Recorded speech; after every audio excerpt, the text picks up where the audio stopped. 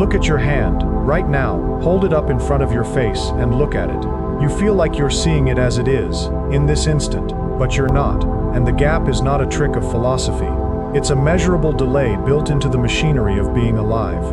What you are experiencing as now is a reconstruction your brain finished building somewhere between 80 and 500 milliseconds ago, which means the present moment you're so sure you're living in has already ended by the time you notice it. That's the answer. But the answer is almost useless on its own, because it makes you picture a small lag, a tiny buffering delay, like a video call that's a half-second behind. And if that's all you take from this, you'll have missed the strange part entirely. The delay isn't the interesting thing. The interesting thing is what your brain does with the delay, because it refuses to let you feel it, and the methods it uses to hide the gap are so aggressive that some of what you call your memory of the last second was never perceived at all. It was filled in, guessed, backdated. So how long ago is your now, really? Let's build it up carefully, because the number changes depending on which part of you we're measuring.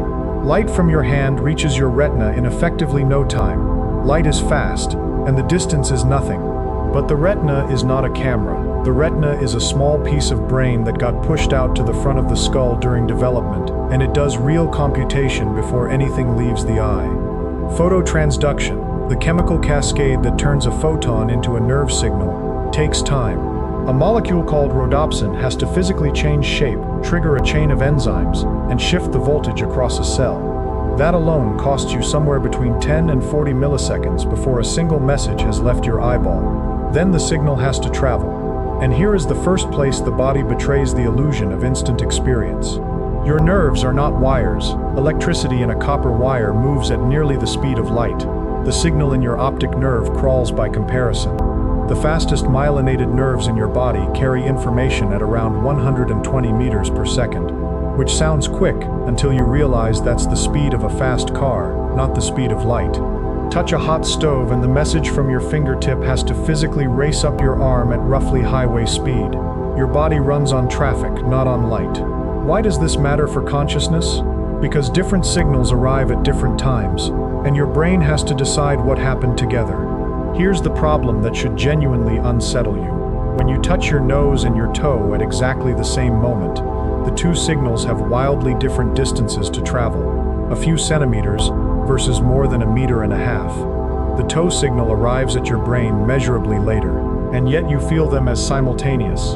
You do not feel your nose first and your toe a beat behind, which raises a question that took neuroscientists decades to take seriously.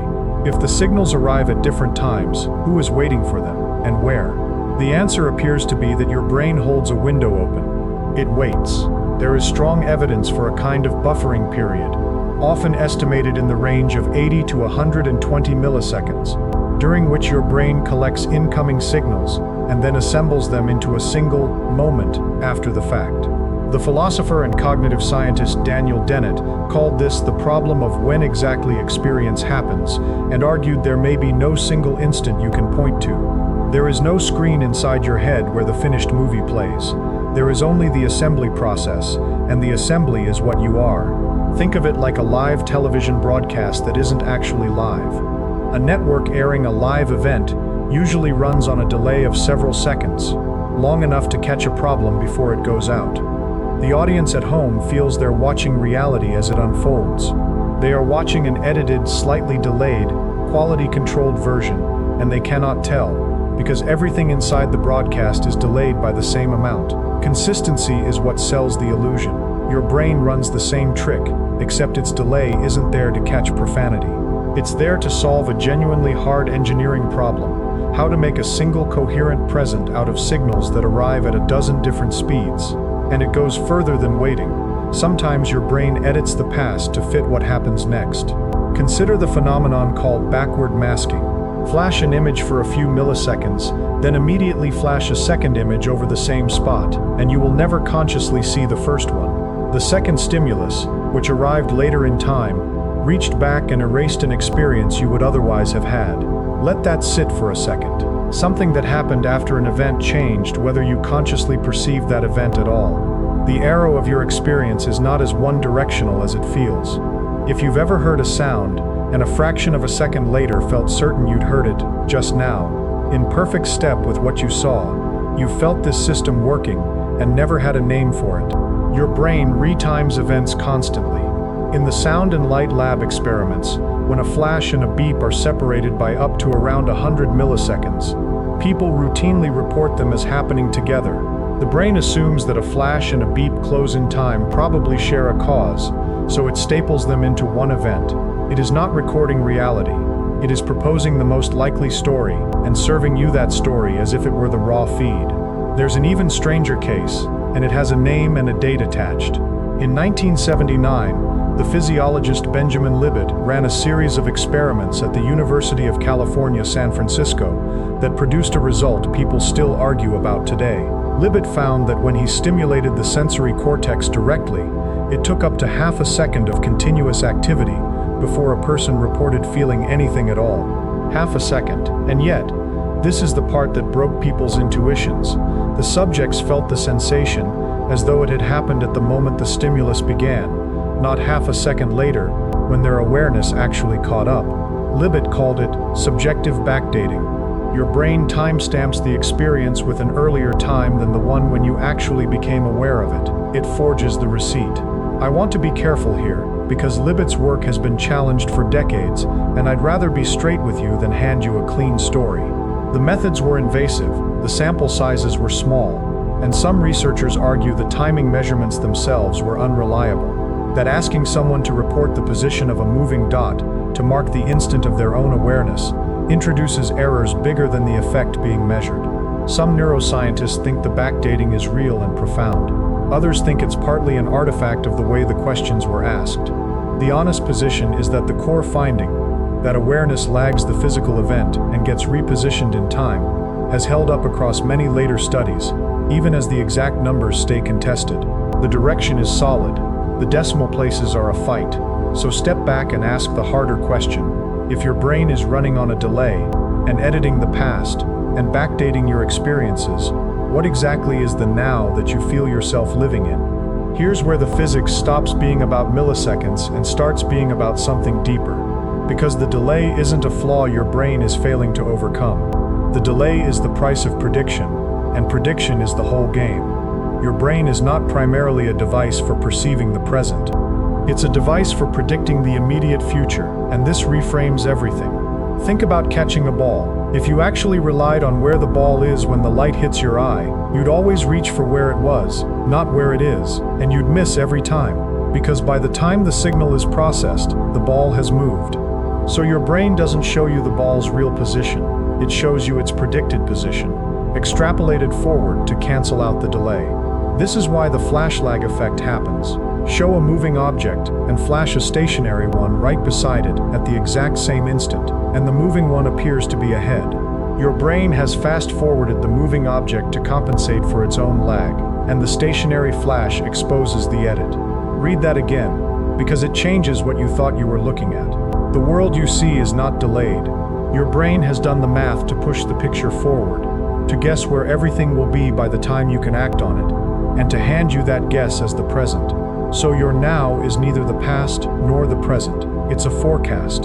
You are living, permanently, a few dozen milliseconds into a future that hasn't fully arrived, a future your brain is betting on. If that just turned the idea inside out for you, and there's a stranger layer still coming, about whether now even exists in the physics itself, subscribe now, because the next part is where the neuroscience runs headfirst into the physics of time, and it's the reason I wanted to make this.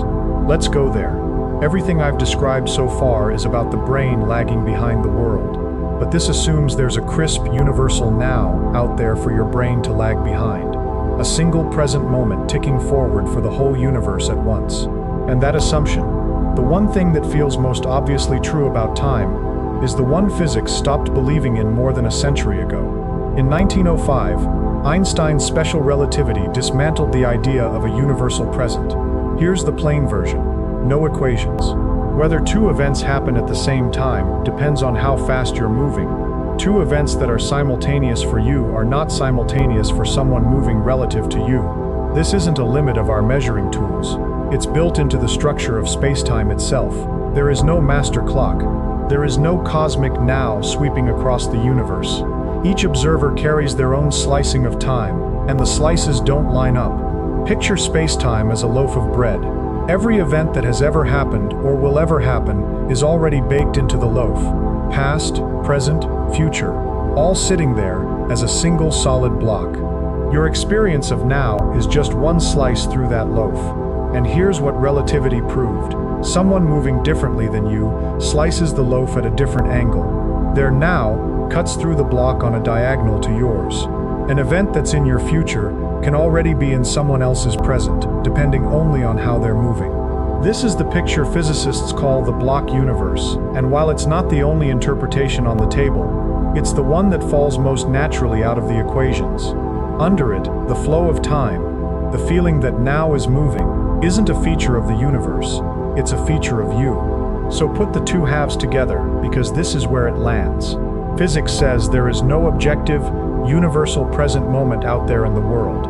And neuroscience says the present moment you personally experience is a delayed, edited, forward-predicted reconstruction built inside your skull, which means the now you're living in isn't just slightly late. It might be the only place a now exists at all. The universe may not have a present tense. You do. You are, as far as we can tell, one of the few places in reality where a now gets manufactured. And even that one is already the past by the time you feel it. I find that genuinely hard to hold in my head, and I'll admit I don't think anyone fully can. We're built to feel time flowing. The philosopher and physicist have been arguing about whether that flow is real or an illusion since before either field had the tools to test it, and they're still arguing, and I don't think this video settles it. What I can tell you is that the feeling of a smooth, present, flowing now is doing an enormous amount of work to hide the machinery underneath. Let me give you the machinery in one clean picture. Imagine you're watching a fireworks display reflected in a still lake, standing on the far shore. There's the actual burst in the sky. There's the light traveling to your eye. There's the sound arriving late. There's the reflection in the water arriving by a longer path. 4 versions of one event, all reaching you at slightly different times. And what do you experience? One firework. One unified moment. Your brain took 4 differently timed signals and fused them into a single now that none of them individually correspond to. The unified moment you felt was never a real instant in the world. It was a summary. Every conscious moment you have ever had is that kind of summary. If even one part of this made you look at the ordinary present differently, hit like. It's the one signal that tells the platform to put this in front of someone else who thinks they're living in real time. Now here's a recognition beat you'll know in your body. Have you ever been in a conversation, half listening, and someone said something, and for a fraction of a second you didn't register it, and then it arrived, and you heard what they said, a beat after they said it, complete, as if you'd caught it the whole time? That's the buffer becoming visible.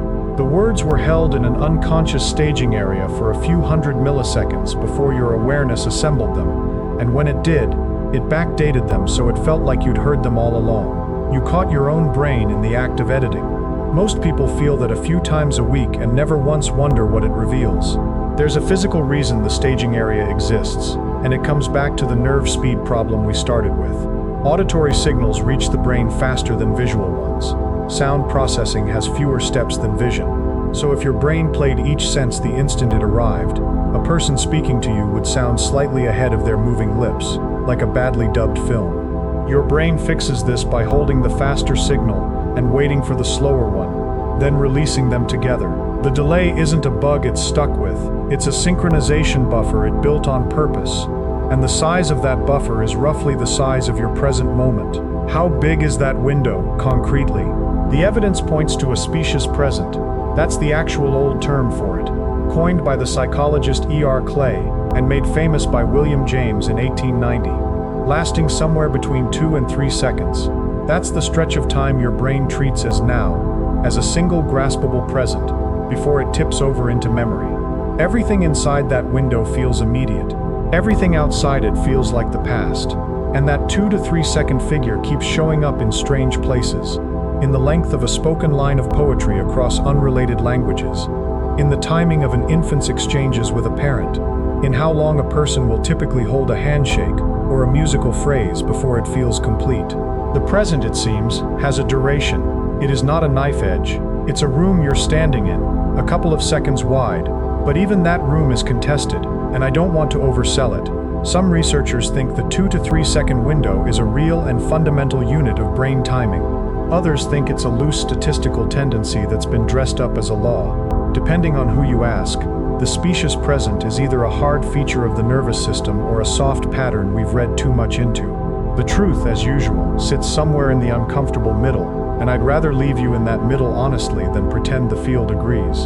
So let me pull the whole thing into one place, because you should be able to walk away holding it.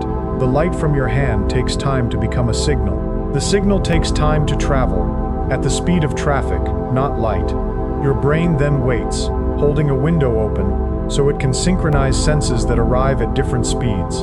Inside that window it edits, masking things, retiming things, backdating things, to hand you a story that feels seamless.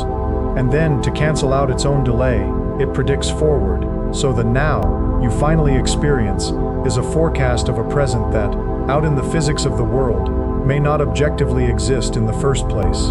Which leaves one last question, and it's the one I can't answer for you. If your now is built, delayed, edited, and predicted, then the you doing the experiencing is also always slightly behind.